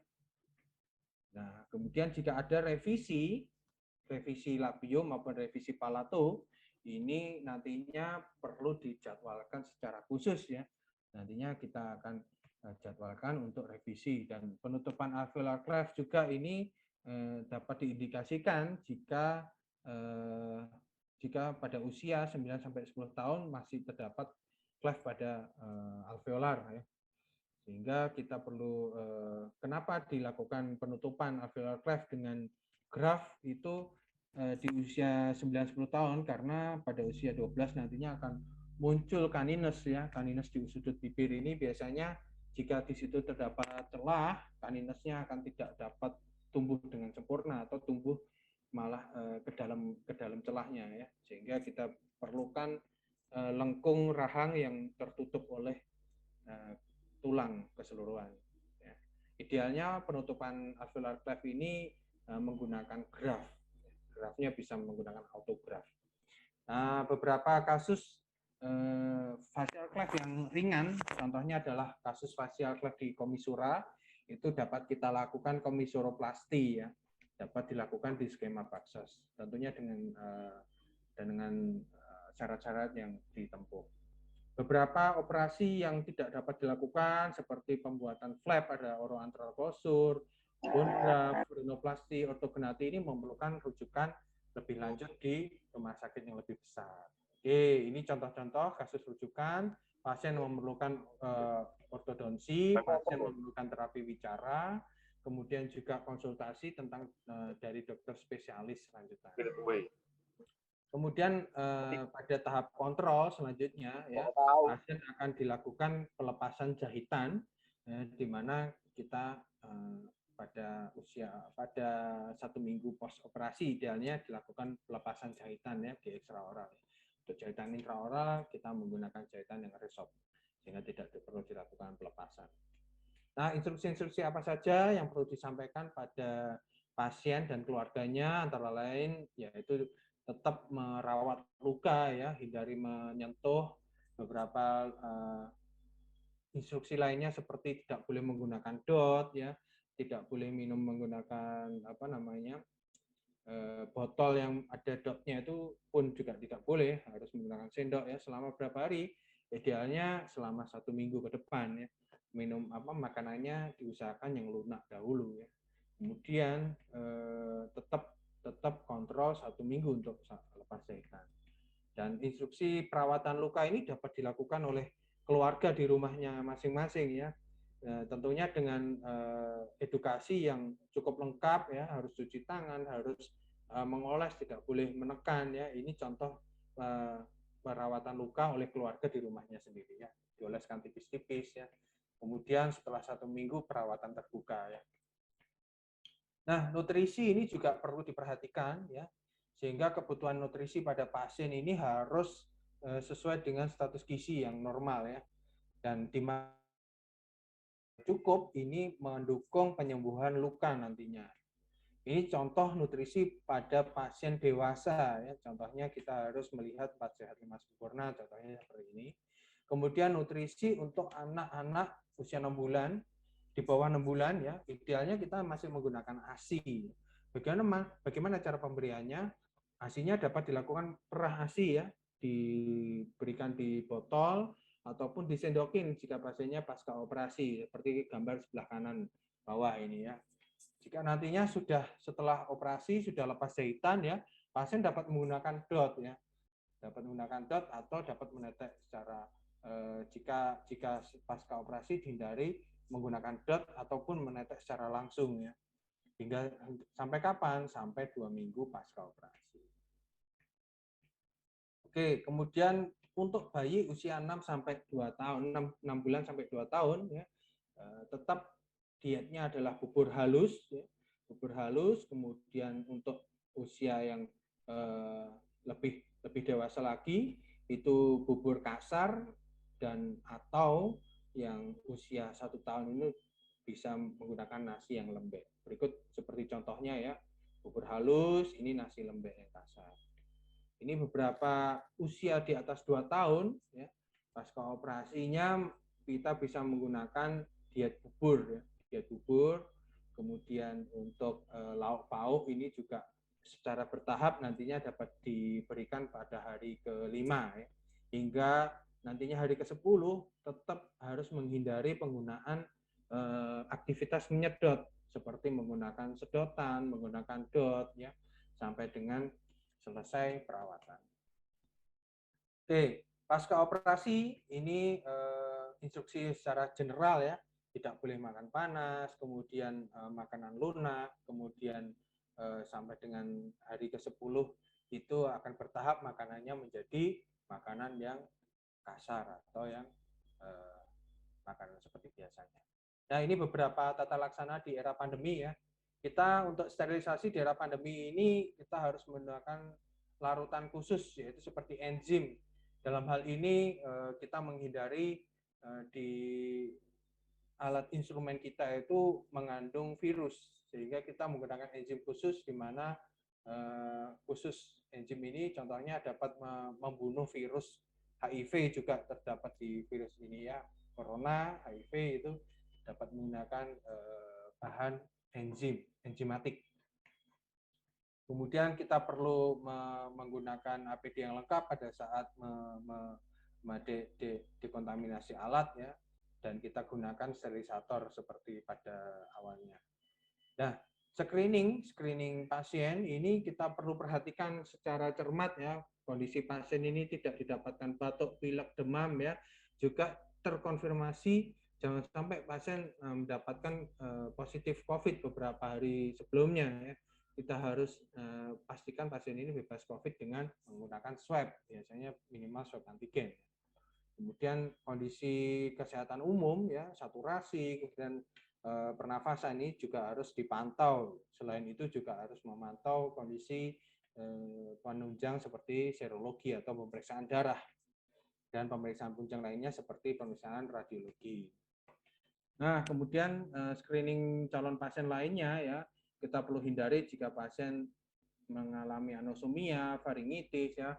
Kalau kelainan-kelainan berikut ini merupakan kelainan yang ciri khas sebagai kelainan COVID ya. Ya, maka kita perlu hindari sehingga kita perlu diagnosis lebih lanjut menggunakan PCR nantinya untuk mendeteksi pasien tersebut COVID. Berikut ini tentang screening operator ya. Operator juga perlu screening bahwasanya itu suhu badannya normal, tidak ada kontak erat dengan pasien COVID, tidak ada batuk pilek maupun demam dan kesulitan bernafas, dan seluruh tim idealnya adalah bebas dari COVID. Nah, berikut ini adalah rekomendasi-rekomendasi di mana untuk meminimalisir tindakan aerosol di sebuah tindakan operasi ya. Dokter anestesi dapat menggunakan flow yang rendah pada mesin anestesinya, kemudian ada filter di sambungan sirkuit intubasinya, kemudian personil yang bertugas di dalam ruang operasi itu 50% dari kapasitas ya. Kemudian kita juga menggunakan HEPA filter, APD ya. Dan limbah medis juga perlu diperhatikan harus dibuang di tempat yang terpisah dari limbah medis, limbah biasa ya. Kemudian juga downing doving juga harus dibedakan ya, alur downing doving. Berikut adalah nanti ada kita sampaikan tentang downing doving ya, mulai dari lepas sarung tangan, gaun sampai dengan hand sanitizer ya.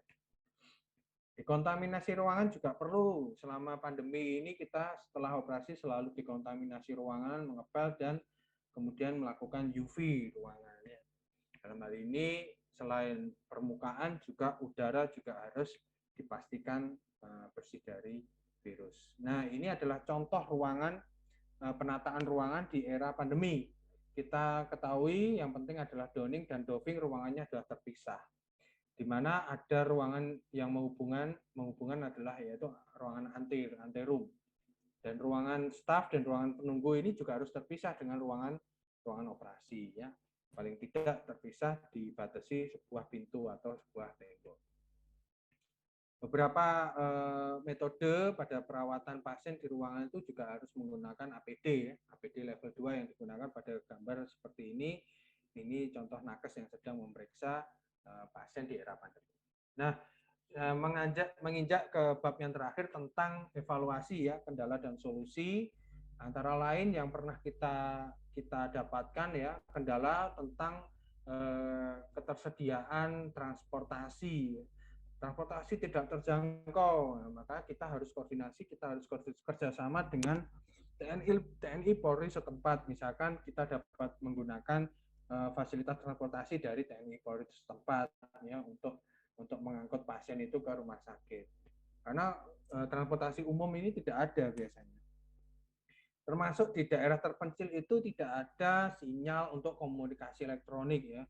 Nah, ini pasien itu jauh-jauh hari itu sudah dijadwalkan ya, dibuat appointment bahwasanya nanti tanggal sekian tuh pasien harus datang. Karena kita tidak bisa menghubungi pasien melalui telepon ya, sehingga pasien harus ditinggalin tanggal sekian dan diberi kontak person, nantinya di rumah sakit akan bertemu dengan siapa gitu ya. Dan pasien yang lokasi rumahnya jauh dari rumah sakit tempat bakti sosial ya, nah, idealnya pasien harus ke rumah singgah dahulu untuk pemulihan ya. Biasanya waktu tempuh perjalanan antara rumah ke rumah sakit itu ditempuh dalam kurun waktu biasanya 1 hari 1 malam ya, sehingga pasien kecapean atau demam panas itu dapat disebabkan dari kondisi kecapean tersebut ya. Idealnya harus di rumah singgah dahulu antara lain 2 atau 3 hari sebelum operasi. Kemudian kita juga mengevaluasi tentang sarana prasarana. Kadang pasien yang tidak memiliki alat elektronik di telepon di keluarganya, kita juga bisa berhubungan langsung dengan kerabat atau tetangganya, di mana kerabat atau tetangganya itu dapat membantu menghubungkan kita ke pasiennya. Kemudian seperti fasilitas kesehatan, di mana tidak didapatkan evaporator, tidak didapatkan farmer ya, di mana alat-alat misalkan bank darah tidak memadai, kita dapat meminjam, menyewa maupun kita kerjasama dengan beberapa instansi yang di sekitar rumah sakit jejaring tersebut. Termasuk ada keterbatasan air bersih ya, biasanya di daerah tandus atau pegunungan yang tandus itu kita harus membeli air yang di air bersih, atau kita meminimalisir penggunaan air tersebut menggunakan asepsis, menggunakan hand rub, menggunakan metode desinfeksi menggunakan alkohol ya. Ini memang jarang sekali, tetapi kita perlu mengantisipasi ya. Evaluasi lain, misalkan pada saat screening didapatkan gambaran anomali, didapatkan gambaran defek pada jantung, misalkan ada defek atau terdapat pneumonia ya.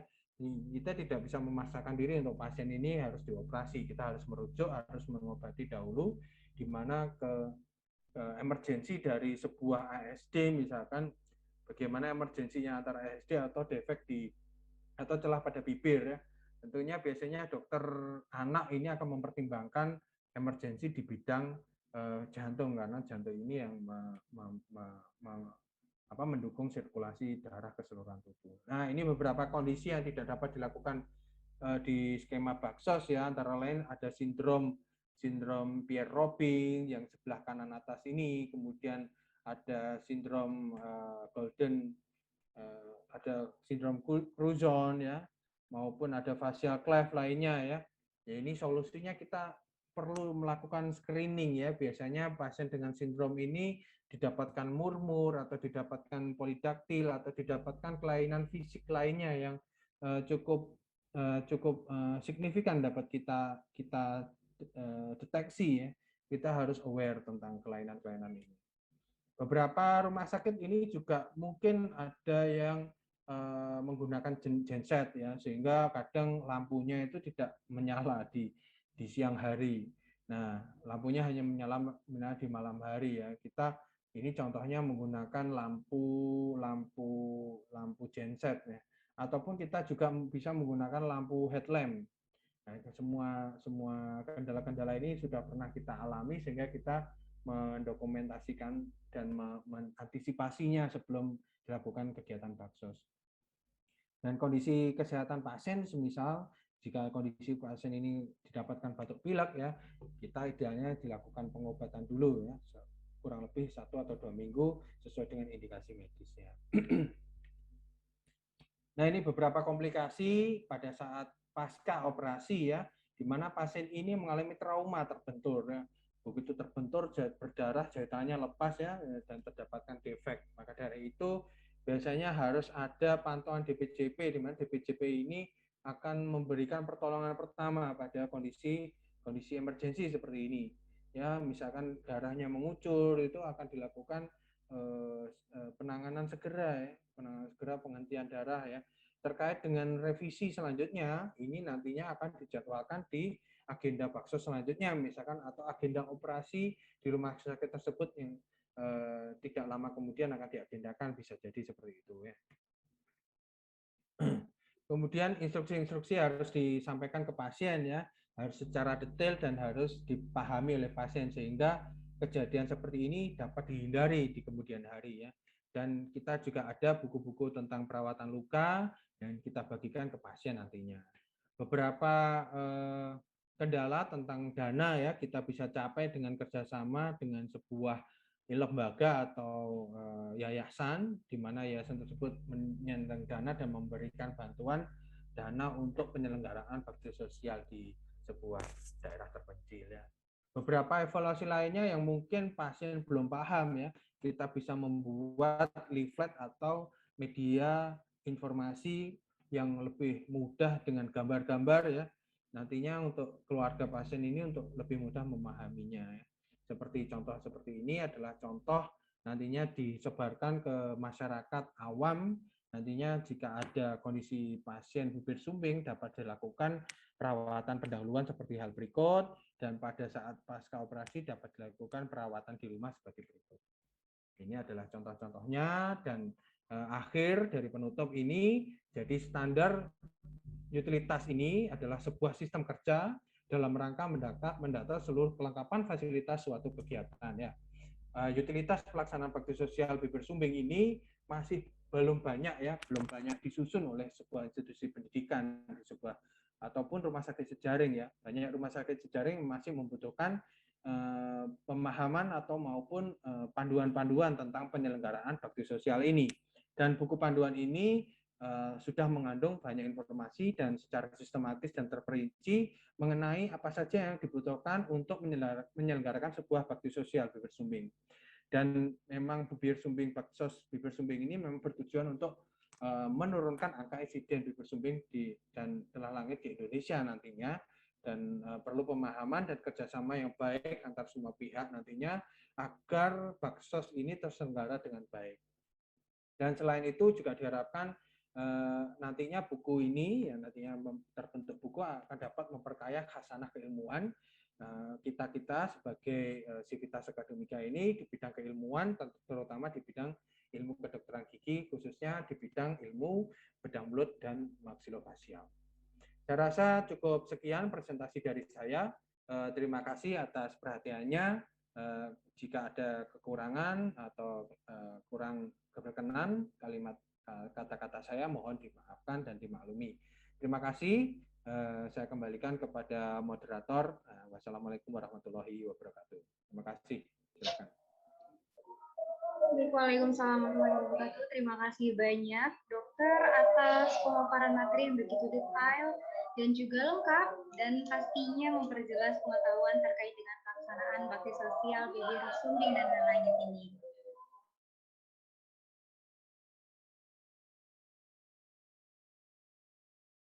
Baik, sebelum kita masuki ke sesi selanjutnya, yakni sesi tanya jawab, untuk merecall apa-apa saja yang telah disampaikan oleh Dr. Reza tadi, kami telah menyiapkan kuis berhadiah Imani senilai Rp50.000 untuk masing-masing dua peserta yang berhasil menjawab pertanyaan yang akan kami berikan. Jadi, sekali lagi kami himbau kepada seluruh peserta, mungkin ada yang belum menyalakan kamera dan sebagainya. Kami mohon kesediaan untuk menyalakan kamera. Ya, silakan operator untuk share kuis pertanyaan yang pertama. Monggo silakan jika ada peserta yang pengen langsung jawab, silakan langsung unmute saja mikrofonnya dan baca pertanyaan. Soal pertama, sebutkan dan jelaskan kriteria pasien operasi bibir sumbing berdasarkan rule of thumb. Ya, silakan para peserta sekalian.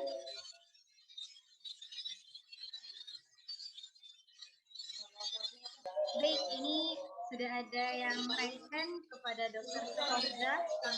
Silakan dokter. Ya, untuk terima kasih atas kesempatannya. Saya Dr. Angkatan 29 PPDG SBM. Untuk kriteria rule of 10 yaitu 10 minggu, umurnya 10 minggu, kemudian beratnya 10 pound atau 5 kg, kemudian hemoglobinnya 10 dan juga leukositnya 10.000. Sekian, terima kasih. Ya, bagaimana Dr. Reza? Apakah sudah tepat dok jawabannya? Ya, tepat. Sebenarnya cuma 3 ya. Hanya saja leukosit 10.000 itu memang idealnya kondisi infeksi. Jika lebih dari 10.000 ya, maka leukosit harus di bawah 10.000. Sudah tepat, sudah bagus, lengkap. Ya.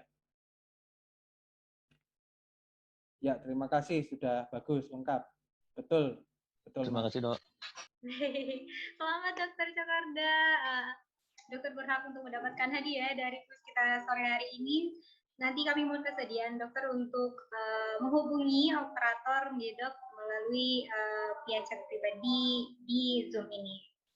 Kemudian untuk pertanyaan yang kedua, kita masih memiliki hadiah Imani sebesar Rp50.000 juga. Jadi silakan kepada seluruh peserta yang ingin langsung menjawab, silakan langsung saja raise hand, nanti kita persilakan untuk unmute. Untuk pertanyaan kedua, jelaskan secara umum tata laksana operasi bibir sumbing era pandemi COVID-19 di daerah terpencil dan apa saja hal-hal yang harus diperhatikan. Silakan.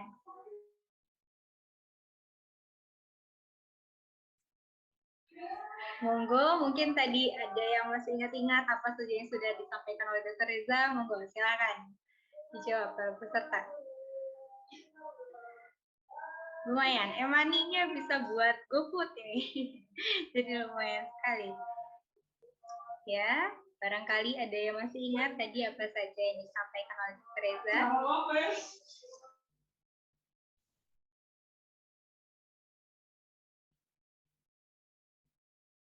Iya, Mbak. Ya, ayo. Bagaimana nih, Dok? Mungkin karena tata laksananya ini ya, pandemi ini cukup banyak ya, bingung mereka menjawabnya. Atau mungkin Dr. Reza ada pertanyaan untuk soal kedua, Dok, karena kita masih ada stok hadiah untuk pertanyaan satu lagi seharusnya nih, Dok. Monggo kalau Dr. Reza ada pertanyaan lainnya, Dok. Ya, sebutkan saja ini APD apa saja yang digunakan di era pandemi ya. Kelengkapan APD apa saja mulai dari ujung rambut sampai ujung kaki, coba. Silakan sebutkan. Mudah sekali ini. Kami ulangi sekali lagi pertanyaannya. Sebutkan perlengkapan APD dari ujung kepala hingga ujung kaki yang digunakan pada era pandemi COVID-19 ini. Silakan para peserta sekalian. Lumayan hadiahnya bisa buat GoFood ini. Silakan. Yang sudah menjawab boleh menjawab lagi. Oh boleh, enggak apa-apa dok. Enggak apa-apa, iya silakan. Silakan. Agak dijawab panitia sendiri, nanti dapat GoPay sendiri ya.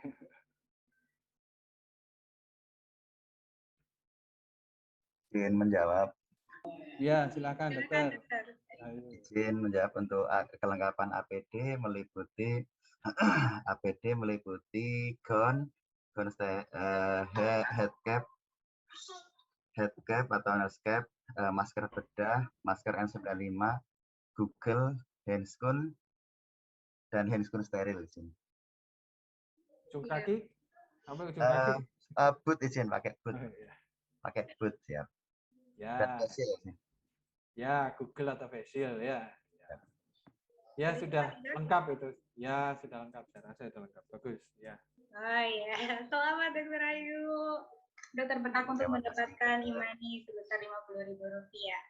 Baik, itu tadi kuis-kuis yang apa ya untuk merecall gitu kan apa-apa saja tadi yang telah disampaikan oleh Dokter Reza.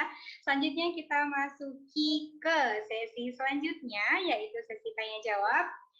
Kami persilakan kepada seluruh peserta yang ingin bertanya untuk langsung unmute mikrofonnya ataupun boleh pertanyaannya dituliskan di kolom chat. Nanti akan kami sampaikan kepada Dr. Reza untuk dijawab. Silakan. Barangkali ada tadi hal-hal yang ya, Dr. Cokorda, silakan dokter untuk unmute mikrofon, Dok. Baik, terima kasih atas kesempatannya, Dr. Eza. Izin bertanya, Dok. Jadi pada saat survei lokasi, misalnya sudah didapatkan kriteria pasien dengan rule of 10 tersebut, tapi pada saat tim datang, pasien tersebut di luar kriteria. Jadi misalnya jarak di antara survei dan tim datang tersebut, pasiennya mengalami sakit, flu atau demam begitu. Jadi berat badannya turun atau HB-nya turun. Jadi pada saat dia akan dioperasi kurang kriterianya. Itu dengan kendala teknis seperti itu, apakah tim akan prolong di tempat lokasi baksos atau bagaimana itu, Dok? Terima kasih. Ya, saya jawab langsung, boleh? Iya, silakan dokter. Ya, oh ya, ini saya belum menyapa Dokter Aries ya. Selamat sore, siang menjelang sore, Dokter Aries. Ya, izin tadi saya sudah melaksanakan webinar ini. Sambil saya jawab dari Dokter Cokorda ya, mengenai pasien yang mengalami komplikasi pada saat menjelang operasi. Idealnya kita melakukan screening itu 2 minggu ya, 2 minggu atau 1 bulan sebelum operasi. Ya. Kenapa kita lakukan screening 2 minggu? Ya, 2 minggu itu idealnya pemeriksaan lab darah atau kondisi kesehatan umum pasien itu tidak akan berubah di ke depan 2 minggu ke depan ya. Tetapi tidak menutup kemungkinan pasien pada saat 2 minggu ke depan itu mengalami batuk pilek. Sering biasanya seperti itu karena kondisi pasien mungkin kecapean, mungkin makan sembarangan ya. Maka dari itu kita perlu menekankan atau mengedukasi keluarga pasien bahwasanya setelah melakukan screening, setelah melakukan pemeriksaan lab penunjang, perlu menjaga kondisi tubuh atau kondisi kesehatannya secara maksimal. Misalkan tidak boleh terlalu capek, kemudian kondisi makanan yang dijaga. Ya. Kemudian jika ada gejala, biasanya pasien ini yang mempunyai riwayat batuk pilek itu kita pada saat anamnesa awal pasien itu sudah mungkin mempunyai riwayat batuk pilek sebelumnya. Biasanya pasien ini pelangganan ya atau sering terjadi batuk pilek jika terjadi hujan seperti itu. Kita perlu langkah-langkah antisipasi, misalkan kita bawakan obat-obatan vitamin maupun obat-obatan antibiotik yang mungkin disarankan oleh dokter anak.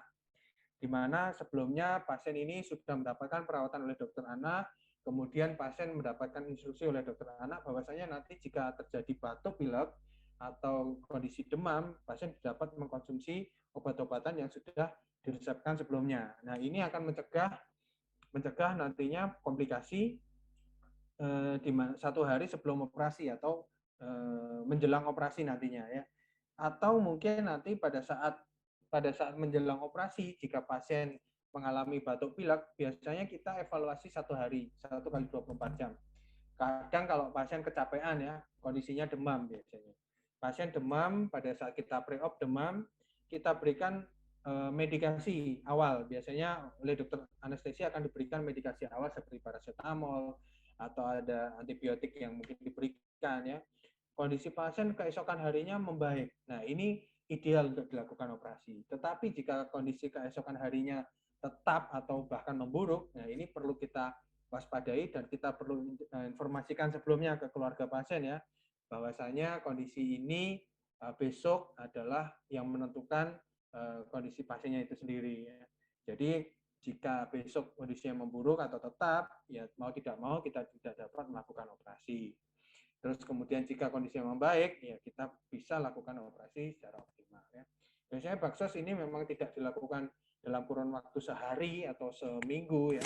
Kita bisa melakukannya dalam kurun waktu misalkan dalam 1 bulan ya.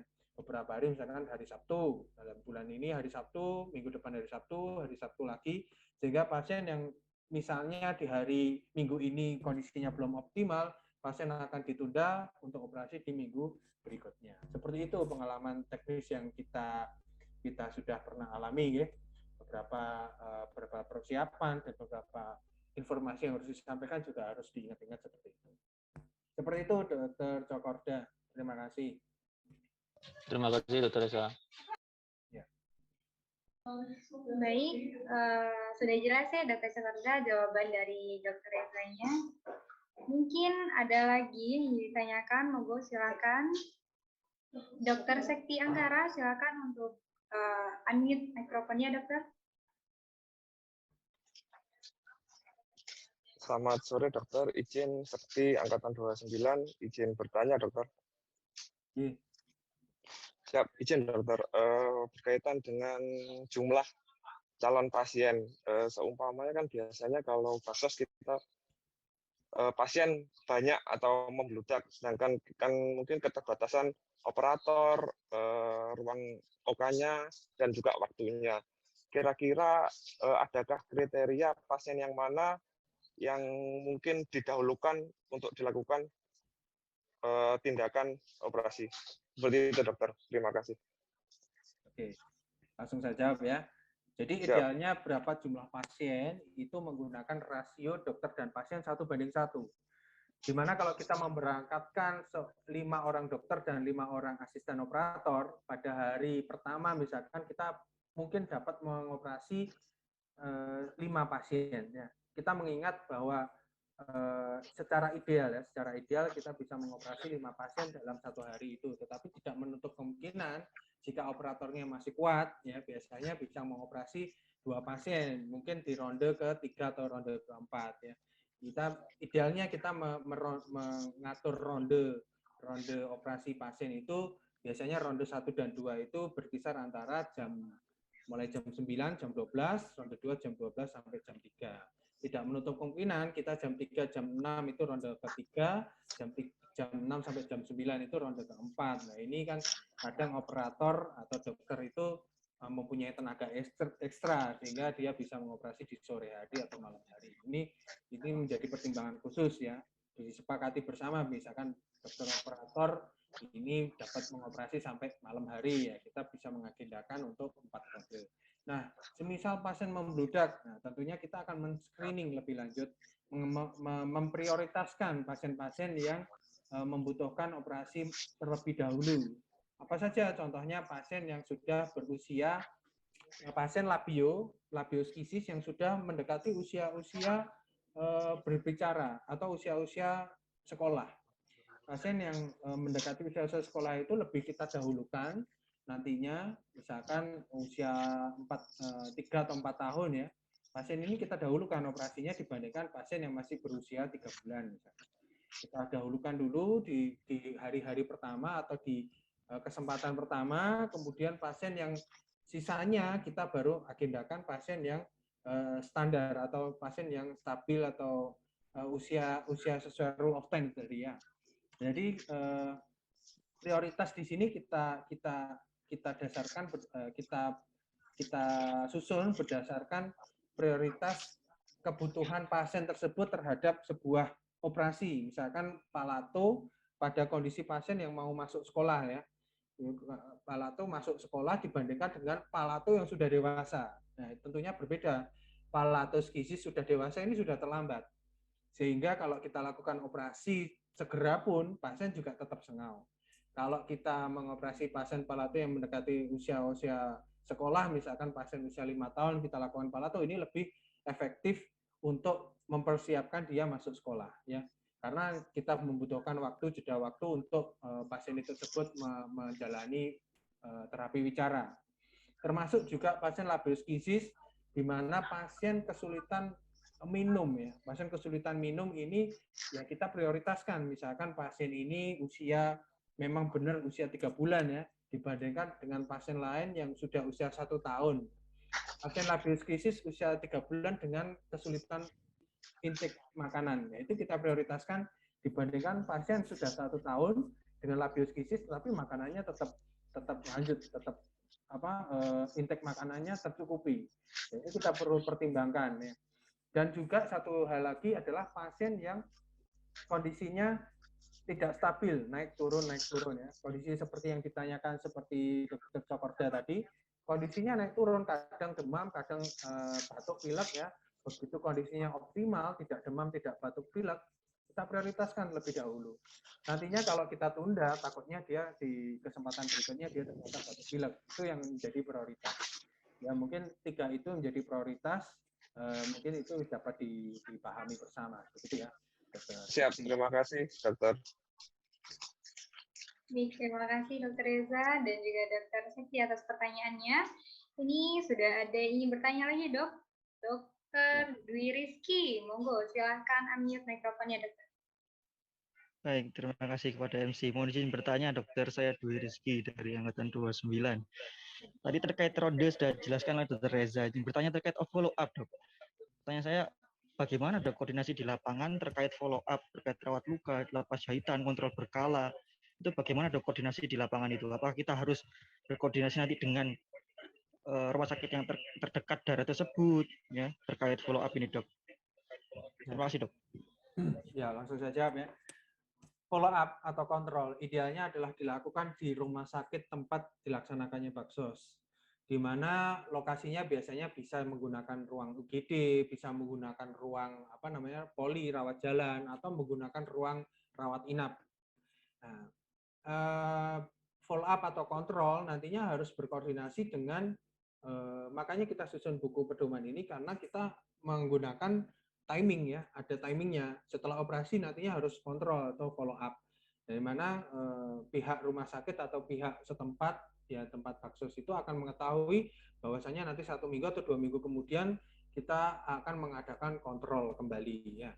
Dan apa saja yang harus kita koordinasikan antara lain pihak rumah sakit 1, kemudian pihak keluarga atau pihak pasien, yang ketiga adalah pendukungnya. Pendukungnya ini bisa jadi pendukung antara relawannya atau bisa juga antara lain asisten operator maupun operatornya yang mungkin akan datang mengontrol, dan yang terakhir bisa jadi adalah tenaga pendukung, contohnya adalah tenaga paramedis yang berada di rumah sakit. Misalkan kita selenggarakan di poli atau rawat jalan ya, tidak menutup kemungkinan poli atau rawat jalan itu tutup di hari Sabtu atau Minggu, sehingga kita selenggarakan di hari Jumat karena tenaga medisnya berkumpul banyak di hari Jumat. Itu yang perlu diperhatikan ya. Terus kemudian misalkan rumah sakit tentara ini tidak ada hari libur, jadi kita bisa menyelenggarakan kontrol di hari Sabtu maupun Minggu ya. Itu sangat fleksibel dan itu sangat membantu buat tim operasional atau tim yang berangkat baksos itu untuk menyelenggarakan kontrol. Kurang lebih itu yang akan harus dikoordinasikan ya. Ada tiga pihak itu tadi ya harus koordinasi. Seperti itu, Dokter. Baik, terima kasih, Dokter Reza. Ya, terima kasih. Terima kasih, Dokter Rizky atas pertanyaannya dan juga Dokter Reza atas jawabannya. Kita masih memiliki waktu 5 menit lagi untuk sesi tanya jawab. Jadi mungkin dari para peserta masih ada yang ingin bertanya, monggo dipersilahkan.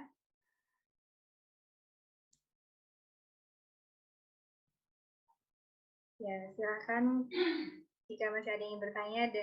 Jika berhalangan untuk unmute mikrofon, silakan pertanyaannya dituliskan dan dikirimkan di kolom chat. Nanti akan kami sampaikan kepada Dr. Reza.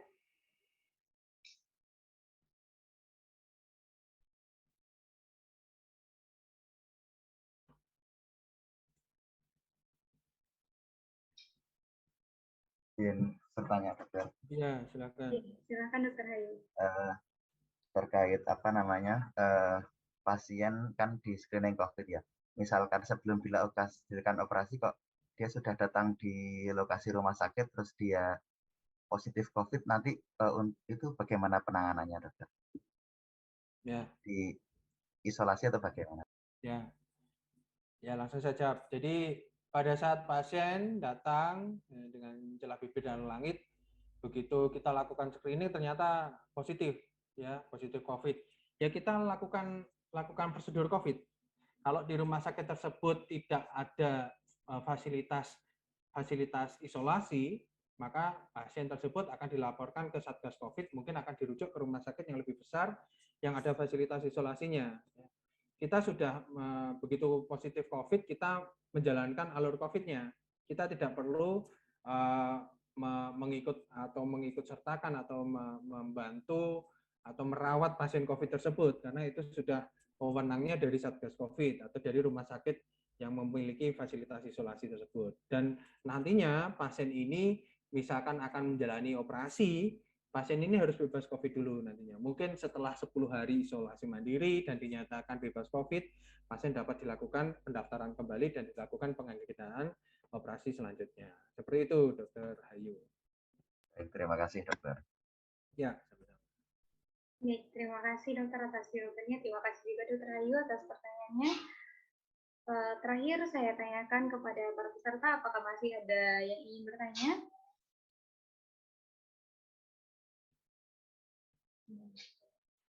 Sudah cukup? Baik. Mungkin kita sudahi dulu ya dokter untuk sesi tanya jawabnya. Baik, sebelum kita mengakhiri sesi webinar ini, izinkan saya untuk memaparkan sedikit garis besar dari apa yang telah disampaikan oleh Dr. Reza tadi, bahwasanya dalam rangka pemerataan akses pelayanan kesehatan di daerah terpencil, salah satu kontribusi dari dokter bedah mulut ini dapat disalurkan melalui kegiatan pengabdian masyarakat. Namun tantangan nyata yang dihadapi saat ini yaitu belum adanya standar utilisasi untuk persiapan pelaksanaan bakti sosial, yang mana hal ini dapat mempengaruhi kinerja dan juga keberhasilan penyelenggaraan bakti sosial bibir sumbing dan langit di daerah terpencil tersebut. Oleh karena itu, buku panduan untuk persiapan teknis pelaksanaan baksos ini diharapkan dapat menjadi standar pelaksanaan bakti sosial yang meliputi standar administrasi, standar sumber daya manusia, standar kelengkapan fasilitas, standar peralatan dan bahan, serta standar prosedur tata kelola baksos mulai dari perencanaan hingga laporan akhir kegiatan. Selanjutnya kami mohon kesediaan kepada seluruh peserta untuk menyalakan kameranya. Kita dokumentasi sebentar nih dokter. Kita screenshot sebentar. Jadi bagi seluruh peserta yang bisa untuk mengaktifkan kameranya, kami mohon untuk mengaktifkan kameranya. Operator, silakan.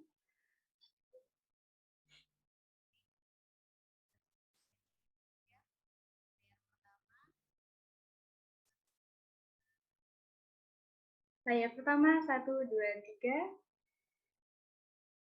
Layar kedua, 1, 2, 3. Baik, terima kasih banyak. Ya. Sebelum kami akhiri, kami juga ingatkan sekali lagi kepada seluruh peserta bahwasanya nanti akan kami kirimkan link untuk post-test. Maka dari itu diharapkan untuk dapat mengisi post-test maksimal 1 jam setelah berakhirnya kegiatan webinar ini. Sekali lagi kami ucapkan terima kasih banyak Dr. Reza atas pemaparan yang begitu luar biasa. Pastinya ini menambah wawasan dan pengetahuan kami terkait dengan pelaksanaan bakti sosial, dan semoga ini juga memupuk motivasi bagi kami agar semakin tertarik, semakin tinggi minatnya untuk ikut andil dalam pelaksanaan bakti sosial. Ya, sama-sama. Ya, baik. Karena tadi di awal kita mulai dengan berdoa, kita akhiri juga kegiatan webinar kita Kali ini dengan berdoa. Berdoa dipersilakan.